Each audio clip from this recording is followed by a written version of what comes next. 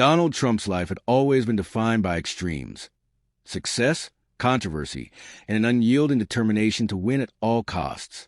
But nothing could have prepared him for the revelation that would shake the very foundation of his identity. It began innocuously enough during a routine family gathering at Mar-a-Lago, where Trump was regaling guests with stories of his latest political victories and media feuds. Amidst the laughter and clinking glasses, his sister Marianne casually mentioned something she'd recently uncovered while sorting through old family documents. Their father, Fred Trump Sr., had another son, a child born out of wedlock whom no one in the immediate family had ever met. The news hit Donald like a freight train. "Another brother?" he exclaimed, his voice tinged with disbelief. The idea seemed preposterous, yet Marianne assured him it was true. According to the documents, this long-lost sibling, named Michael O'Donnell, had been given up for adoption shortly after birth and raised by a working-class family in Chicago. Over the years, whispers of his existence had circulated within certain branches of the extended Trump clan, but they were dismissed as rumors or deliberately buried secrets. Now, however, concrete evidence suggested otherwise. A birth certificate, letters from Fred Sr., and even photographs of a baby boy who bore an uncanny resemblance to Donald himself. Curiosity quickly turned to obsession. Determined to uncover the truth, Donald enlisted private investigators to track down Michael. What they discovered shocked him even further. Not only did Michael exist, but he had spent decades actively opposing everything the Trump name stood for. A staunch liberal and union organizer, Michael had built a career advocating for workers' rights, environmental protection, and social justice causes diametrically opposed to Donald's business empire and political ideology. Worse still, Michael had emerged as one of Donald's most vocal critics, penning scathing op-eds and appearing on cable news shows to denounce what he called the Trumpification of America. For Donald, this revelation felt like a personal betrayal. How could someone sharing his bloodline harbor such animosity toward everything he represented? Yet, beneath the outrage lay a flicker of intrigue.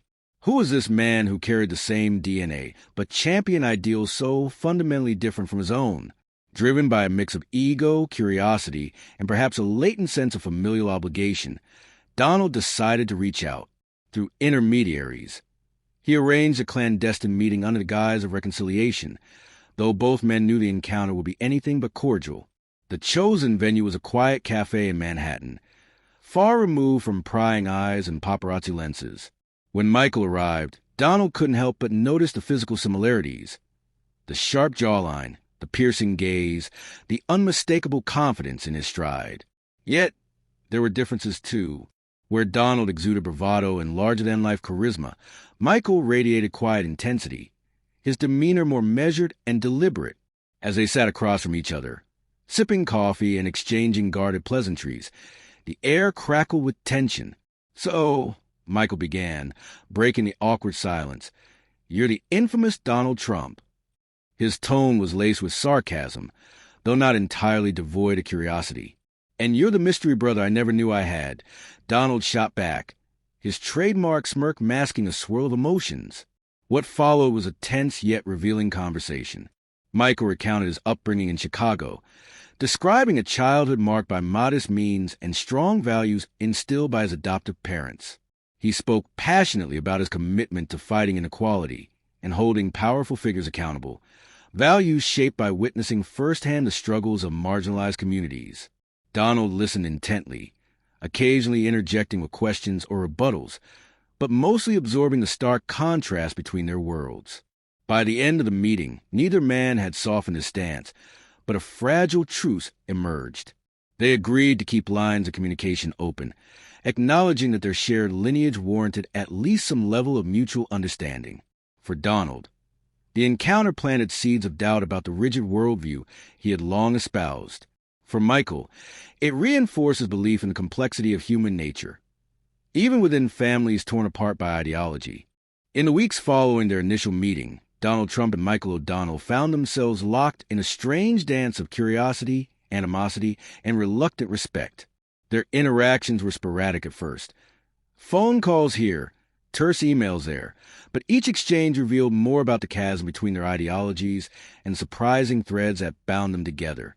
For Donald, The discovery of a long-lost brother who embodied everything he opposed was both infuriating and fascinating. For Michael, confronting the man whose policies he had spent years railing against forced him to grapple with emotions he hadn't anticipated: anger, frustration, but also a flicker of empathy. Their second face-to-face encounter took place in Washington, D.C., during one of Donald's visits to the White House. He still maintained close ties to political circles despite no longer holding office. This time, the setting was less casual, a private dining room reserved for high-profile guests, and the stakes fell higher. Both men arrived armed with arguments, ready to defend their respective worldviews. Yet, as they settled into their seats and ordered lunch, an unspoken agreement seemed to hang in the air.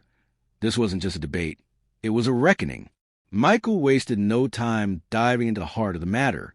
"You've built your empire on exploitation," he said bluntly, leaning forward in his chair. "Your hotels, your golf courses, they're monuments of excess while workers barely scrape by.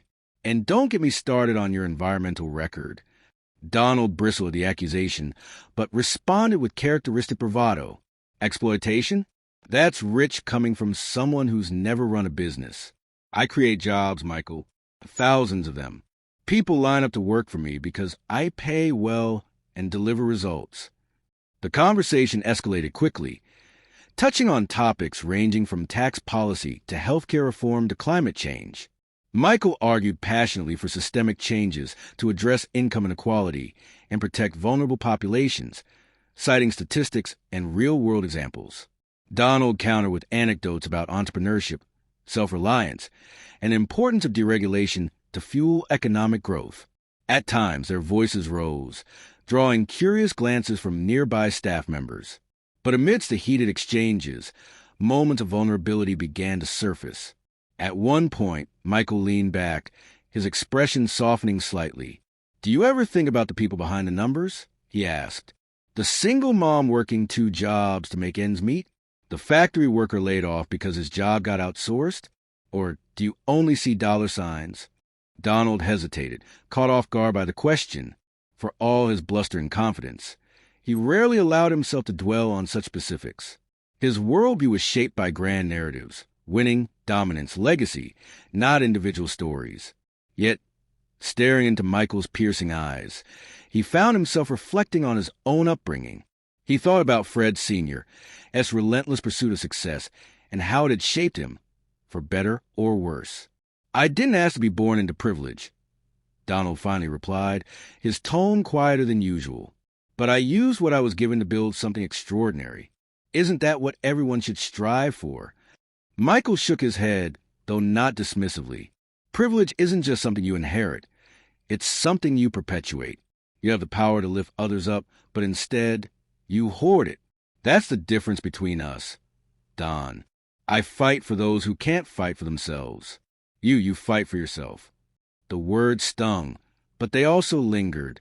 As the meal concluded, neither man emerged victorious in their ideological clash, but both walked away changed. For Donald, the conversation planted seeds of introspection, forcing him to confront uncomfortable truths about his legacy. For Michael, it deepened his resolve to hold his brother accountable, not out of malice, but out of hope that even someone as entrenched in power as Donald could evolve. Over the next several months, their relationship evolved into a peculiar blend of rivalry and reluctant partnership. Michael continued to criticize Donald publicly, using his platform to highlight the flaws in his brother's policies. But privately, he began engaging in dialogues aimed at finding common ground. One such effort led to an unexpected collaboration, a joint initiative to support veterans struggling with PTSD and unemployment. While their approaches differed, Donald favored corporate sponsorships and public-private partnerships, while Michael pushed for grassroots organizing and direct aid. They managed to combine their resources and influence to launch a program that garnered widespread praise. This tentative alliance marked a turning point in their dynamic. Though far from reconciled, Donald and Michael started viewing each other not merely as adversaries, but as complex individuals shaped by shared DNA and divergent experiences. Donald admired Michael's tenacity and idealism, qualities that reminded him of his younger self before cynicism took root. Michael, in turn, recognized the burdens of expectation that came with the Trump name, acknowledging that his brother's bravado often masked deeper insecurities. Still, tensions flared whenever their paths crossed in public forums. During a televised town hall event, Michael openly challenged Donald on stage, accusing him of prioritizing profit over people. The audience erupted in applause, leaving Donald visibly rattled. Yet, backstage afterward, the two brothers shared a quiet moment, their mutual exhaustion evident. "You really know how to stick the knife in, don't you?" Donald quipped, half jokingly. "And you really know how to dodge responsibility," Michael retorted, though with a faint smile. Despite their differences, or perhaps because of them, they developed a begrudging admiration for each other. Their bond became a testament to the complexity of family ties, proving that blood could transcend ideology even when it couldn't erase conflict. As years passed, the relationship between Donald Trump and Michael O'Donnell evolved into something neither man could have predicted, a testament to the enduring power of family, even amidst profound ideological divides. While they remained steadfast in their respective beliefs, their interactions grew less combative and more collaborative, driven by a shared desire to leave a meaningful mark on the world. What began as a clash of titans transformed into an unlikely partnership, one that challenged societal norms and redefined what it meant to bridge political and personal chasms. One of the most significant milestones in their journey came when Michael proposed a bold idea, a bipartisan foundation aimed at addressing some of America's most pressing issues: homelessness, addiction, and access to affordable health care. The initiative, dubbed the Trump O'Donnell Unity Project, sought to unite individuals from across the political spectrum under a common goal: improving lives without partisan baggage. Donald initially balked at the suggestion, wary of aligning himself too closely with liberal causes. But Michael's persistence and his knack for framing the project as a chance to cement a positive legacy eventually won him over. The Unity Project launched with considerable fanfare, drawing support from both sides of the aisle.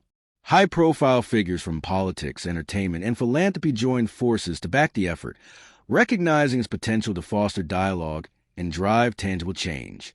Under Michael's leadership, the foundation focused on grassroots solutions, partnering with local organizations to implement programs tailored to specific community needs. Meanwhile, Donald leveraged his connections and resources to secure funding and amplify the project's reach, ensuring it garnered maximum visibility. Together, they proved that collaboration wasn't just possible, it was powerful. Their work on the Unity Project brought them closer than ever before, forcing them to confront their differences head-on while celebrating their shared strengths. During strategy sessions, debates often grew heated, with Michael advocating for systemic overhauls and Donald pushing for market-driven approaches. Yet, these disagreements ultimately strengthened the Foundation's mission, resulting in innovative hybrid models that combine the best of both worlds. For example, a housing initiative in Detroit paired government subsidies with private investment, creating affordable living spaces while stimulating local economies. Another program in Appalachia provided job training and mental health services to former coal miners, blending workforce development with compassionate care. Beyond the foundation, Michael continued to challenge Donald publicly, refusing to shy away from criticizing policies he deemed harmful. However, his tone shifted subtly, becoming less accusatory and more constructive. Instead of simply denouncing Donald's actions, he offered alternatives, framing his critiques as opportunities for growth rather than attacks. This approach resonated with audiences, earning Michael newfound respect, even among some of Donald's staunchest supporters. In turn, Donald began incorporating elements of Michael's feedback into his decision-making processes, albeit quietly. Whether it was championing criminal justice reform or supporting renewable energy projects, Donald's evolving stance hinted at a willingness to adapt, a trait many had doubted he possessed. Perhaps the most poignant moment in their relationship occurred during a private ceremony honoring Fred Trump Sr.'s memory. Standing side by side at the gravesite, Donald and Michael reflected on the man who had unknowingly shaped their destinies. "He gave us life," Michael said softly, placing a hand on Donald's shoulder. "But we get to choose how we live it." Donald nodded, his eyes misty. "Maybe we're not so different after all," he admitted, surprising even himself. That acknowledgement marked a turning point, not just for the brothers, but for those around them. Friends, colleagues, and observers marveled at the transformation, noting how their partnership inspired others to seek common ground despite deep-seated differences. Media outlets hailed the Trump-O'Donnell Unity Project as a model for bipartisanship, proving that progress was achievable when egos were set aside in favor of purpose. By the time the project celebrated its 5th anniversary, it had touched millions of lives, earning accolades from global leaders and humanitarian organizations. Donald and Michael stood together at the gala, sharing stories of triumph and resilience. When asked about their journey, Michael smiled wryly. "We're proof that family isn't just about DNA," he said. "It's about choosing to stand together, even when it's hard." Donald echoed the sentiment, adding, "And sometimes the people who challenge you the most are the ones who help you grow the most." Today, Donald Trump and Michael O'Donnell are remembered not just as brothers divided by ideology, but as pioneers of reconciliation. Their story serves as a reminder that even the deepest rifts can be bridged through courage, humility, and a commitment to something greater than oneself. Through their unity, they demonstrated that legacies aren't defined solely by victories or failures. They're shaped by the connections we forge and the lives we touch along the way.